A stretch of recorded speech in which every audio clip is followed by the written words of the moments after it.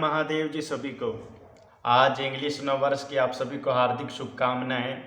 इस नव वर्ष के उपलक्ष्य में मैं छोटी सी वीडियो बनाने जा रहा हूं। ज़्यादा लंबी नहीं खींचूंगा, एक छोटा सा संदेश है, ज़रूर देखिएगा। आज युवाओं में बहुत ही जोश उमंग है, जो 31 दिसंबर की रात से ही नव वर्ष का इंतज़ार करते हैं। अपने सगे संबंधियों के साथ, अपने मित्र बंधुओं के साथ बैठ कर के पार्टी फंक्शन करते हैं। करना भी चाहिए, खुशी के पल हैं, खुशी ढूंढने से भी नहीं मिलती, खुशियों को सहेजना बहुत ही कठिन है। किंतु जो आज का मेरा विषय है, नव वर्ष, सनातन धर्म। अब नया साल, अब हम जो दिसंबर में 31 दिसंबर के बाद जो 1 जनवरी है, उसमें ऐसा क्या नया है जो इसको हम नया साल मान रहे हैं? क्योंकि जो दिसंबर में था वही जनवरी में भी है। जितनी ठंड है उतनी ही जनवरी में है। कुछ प्राकृतिक में किसी प्रकार का कोई परिवर्तन नहीं है। और नया साल हमारे सनातन धर्म के अनुसार जो नए साल का महत्व है, नव संवत्सर आता है मार्च और अप्रैल के मध्य में, चैत्र मास से शुक्ल पक्ष की, उसका बहुत ही ज़्यादा महत्व है। आप देख सकते हैं मार्च में, जो मार्च के आखिर में आपने देखा होगा वसंत ऋतु आती है और मौसम में परिवर्तन होता है, प्राकृतिक में बहुत ज़्यादा परिवर्तन होता है और हमारे आसपास के पेड़ पौधों में हरी पत्तियाँ, फूल आने शुरू हो जाते हैं। हमारे किसान भाई वो नई फसल को उगाते हैं और जितने भी हमारे भारत में जितने भी विद्यालय हैं उन सभी के परीक्षाओं के परिणाम भी मार्च के आखिर में आते हैं। जो बच्चों के एडमिशन है वो अप्रैल में शुरू होते हैं। वसंत ऋतु आती है, ठंड जाती है तो गर्मी आती है, एकदम मौसम चेंज हो जाता है, तो हम उसको नया साल मान सकते हैं। सूर्य की नई किरण के साथ एक नई जोश, एक नए उमंग। और चैत्र में जब नवरात्रि से हमारा नववर्ष शुरू होता है, हम धार्मिक कार्य अनुष्ठान से, पूजा पाठ के जरिए इस नए वर्ष का आगमन करते हैं और पूजा पाठ के जरिए हम अपने देवी देवताओं को मना करके इस साल को मनाते हैं। हर वर्ष मार्च और अप्रैल के मध्य में ही हमारा नया साल आता है, संवत्सर बोलते हैं जिसको हम। और सनातन धर्म के अनुसार कहीं ना कहीं हमारे जितने भी त्यौहार हैं, जितनी भी तिथियां हैं, या जितने भी हम कार्य करते हैं, हमारे घर में शादियां होती हैं या किसी बच्चे का जन्म होता है, नामकरण संस्कार होता है, वो भी तिथियों के माध्यम से होता है। शादियां होती हैं, उसमें देखते हैं साहा कितना अच्छा है, तारा डूब रहा है या नहीं डूब रहा है। जितने भी हमारे त्यौहार हैं, जन्माष्टमी है, भगवान श्री कृष्ण जी का अष्टमी के दिन रोहिणी नक्षत्र में जन्म हुआ था। और महाशिवरात्रि है, भगवान भोले शंकर जी का विवाह हुआ था। और दीपावली आती है, इस दिन भगवान राम जी अयोध्या में वापस लौट कर आए थे, लोगों ने घी के दिए जलाए थे। हमारे जितने भी त्यौहार हैं सनातन धर्म के अनुसार आते हैं, ना कि इन तारीखों के अनुसार। ये जनवरी फरवरी अंग्रेजों के दिए हुए हैं, इससे हमारा कोई भी नाता नहीं है। अब कहीं ना कहीं लोग इस चीज़ से अवगत होंगे कि 6 ऋतुएँ हैं, 12 मास हैं, 12 राशियां हैं, 27 नक्षत्र हैं और 15 तिथियां हैं, 2 पक्ष हैं। इन्हीं के अनुसार ही हमारा यह सृष्टि का आगमन हुआ था। भगवान ब्रह्मा जी ने सृष्टि का निर्माण किया था चैत्र मास, और भगवान श्री रामचंद्र जी का भी जन्म इसी मास में हुआ था। नवरात्रि के साथ हम इस नव संवत्सर का आगमन करते हैं। तो जो हम यह जनवरी में मना रहे हैं, इसमें ऐसा क्या खास है जो हम इसको मना रहे हैं? मनाना चाहिए, आप मनाओ, क्योंकि खुशियाँ हैं, खुशी के पल हैं, मना रहे हैं। पर ये हमारे अंग्रेज़ों के दिया हुआ है। अब आपने देखा होगा अप्रैल फूल, 1 अप्रैल को हम मनाते हैं। वो क्यों मनाया जाता है, इसके पीछे क्या रहस्य है?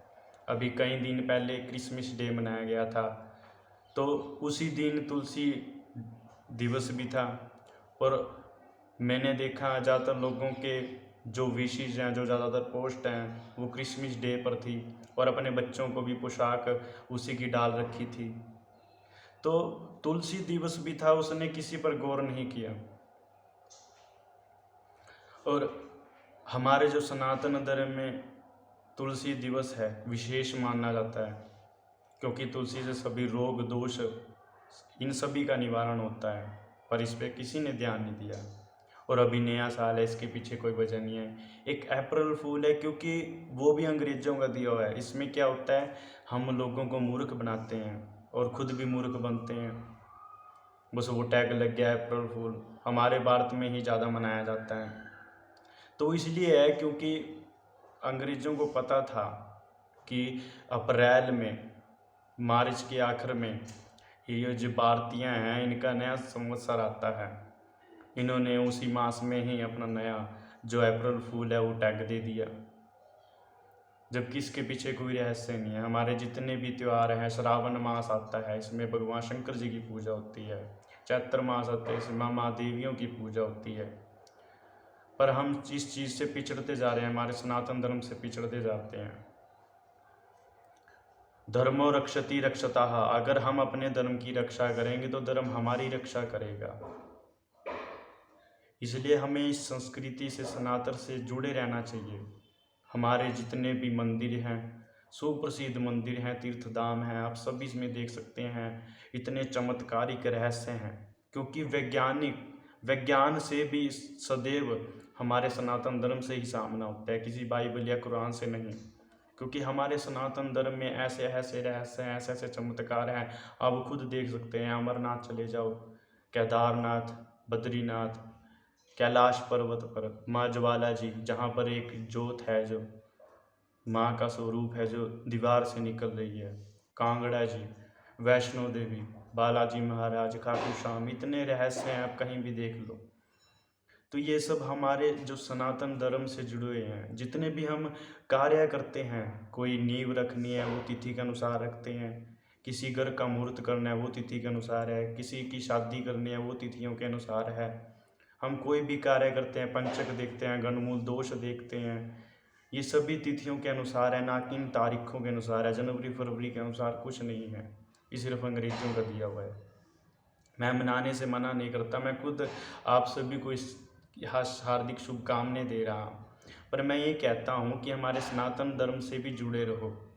जो हमारे सनातन धर्म में जितने भी तथ्य हैं, जितनी भी संस्कृति हैं, जितने भी संस्कार हैं, उसको अपनाएं, अपने बच्चों को दें, पीढ़ी दर पीढ़ी इसको बढ़ाएं, प्रचार प्रसार करें।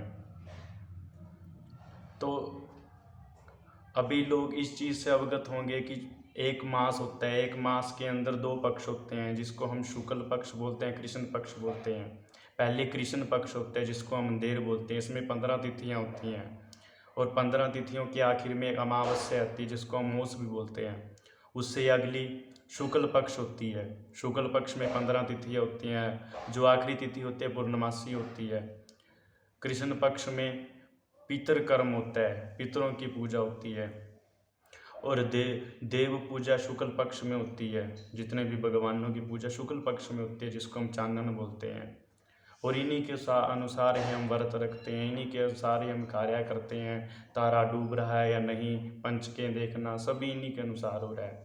कोई हम इंग्लिश कैलेंडर के अनुसार कुछ नहीं करते। हम पंडित जी से पूछते हैं कि कब क्या कार्य सही रहेगा, क्या करना है क्या नहीं करना है, सब तिथियों के अनुसार है।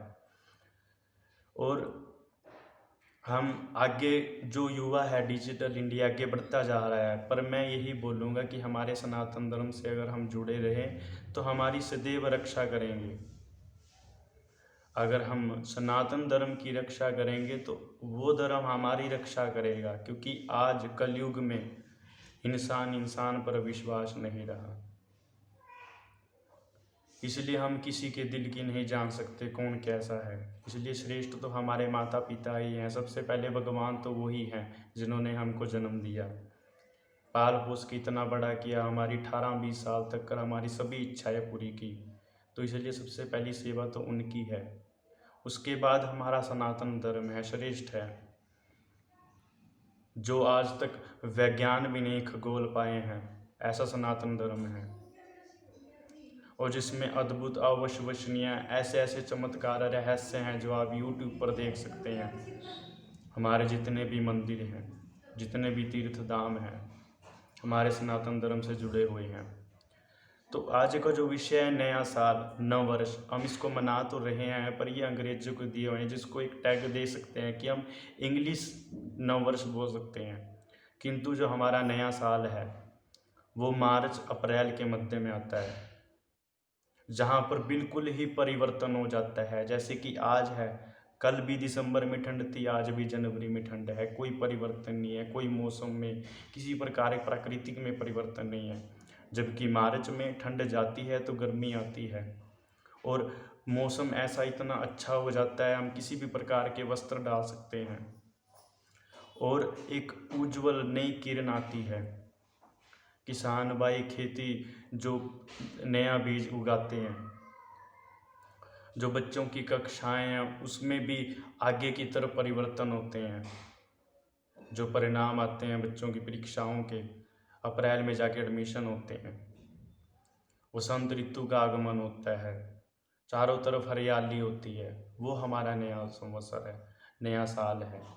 तो हमारा जो अब 2021 में नया साल है वो 13 अप्रैल 2021 है, शुक्ल पक्ष चैत्र मास, जिसको हम संवत्सर बोलते हैं, 2078 संवत्सर। तो और जो हमारे अंग्रेजों के दिए हैं जनवरी फरवरी, हम इसी के अनुसार चल रहे हैं, हम इस चीज़ के अधीन हो चुके हैं। AM PM, AM का मतलब होता है सुबह होना, हम उस समय क्यों नहीं उठते? उठते तो हम सूर्य उदय के बाद ही हैं, क्योंकि हमारा जो सनातन धर्म है वो कहता है सूर्य उदय से ही हमारे दिन की शुरुआत होती है और सूर्य अस्त पर हमारा दिन खत्म होता है। जब कभी भी हम उठते हैं 4-5 बजे, तो हम जब भी सूर्य उदय होता है तभी हम घर से बाहर निकलते हैं, नए कार्य शुरू करते हैं, व्यवसाय है, कोई जॉब है, कोई नौकरी है, हम जाते हैं और सूर्यास्त तक हम अपने घर पर लौट आते हैं, उसके बाद हम सो जाते हैं। AM PM का तो कुछ ऐसा है ही नहीं है कि हम उनके अनुसार चलते हैं। तो AM अगर है तो उसके अनुसार हम नहीं उठते, उठते तो हम सूर्य ब्रह्म मुहूर्त में ही हैं। तो इसलिए हम चल तो रहे हैं इंग्लिश कैलेंडर के अनुसार, पर कहीं ना कहीं अपने सनातन धर्म से जुड़े रहे तो हमारा श्रेष्ठ ही उज्जवल भविष्य होगा।